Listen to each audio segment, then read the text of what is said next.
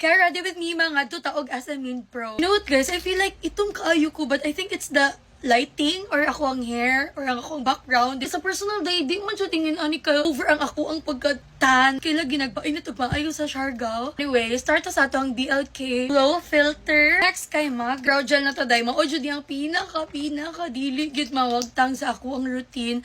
The brow gel kaya arim gud mas madali ko magbuhat sa ako ang brows guys. Like just a minute. Humanadayin ko sa kuang brows. I need to clean up my brows na kay murag dili na just late. So next is our foundation. Gamit na naman ako ang pangmalakasang foundation ako dahil from Estee Lauder kay para mo lighten lagi ako ang face. Dark lagi kay ko tan-aw diri ay. Kung tik ano no kay it's very mahal, it's very expensive. So magbutang to very light nga eyeshadow lang girl para di murag luya ang ato ang eyes gani. Next for our blush, I'll be using this combo dahil kay ganahan ko nga sweet girl. Fresh lang ako ang atake gani for today's video. Love the pigment good sa vibes ko dai. Never disappoints. Adto gamay nga pink ano lang jud.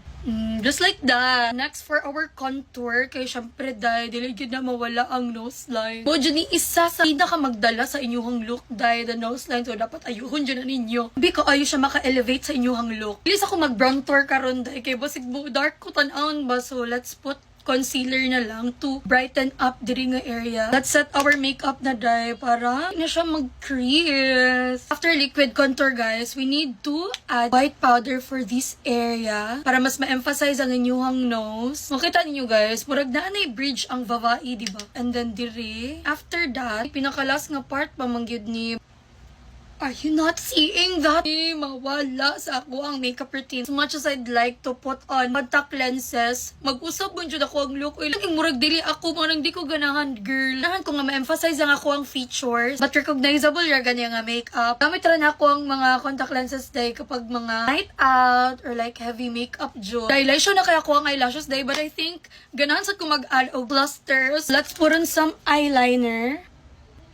Kuyawan ko ani da.